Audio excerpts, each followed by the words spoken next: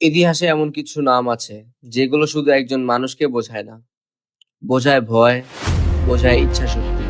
তেমন একটি নাম চেঙ্গিস খান। একজন সাধারণ ছেলে থেকে পৃথিবীর সবচেয়ে বড় সাম্রাজ্যের প্রতিষ্ঠাতা। কিন্তু প্রশ্ন হলো কিভাবে? 1162 সালের দিকে মঙ্গোলিয়ায় এক ছোট উপজাতিতে জন্ম নেয় এক শিশু। তার নাম ছিল তেমুজিন। তার বাবা ছিল একজন যোদ্ধা, কিন্তু খুব ছোট বয়সে তেমুজিন তার বাবাকে হারায়। এরপর শুরু হয় ক্ষুধা, দারিদ্র্য আর বেঁচে থাকার লড়াই।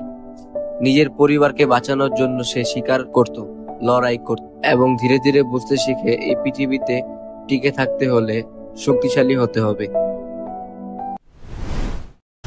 কিশোর বয়সেই তেমুজিন বুঝে যায় একা চলা সম্ভব না।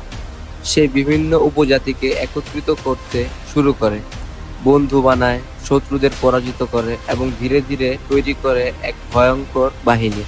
1206 সালে সব উপজাতিকে একত্র করে তাকে ঘোষণা করা হয় জেঙ্গিস খান, অর্থাৎ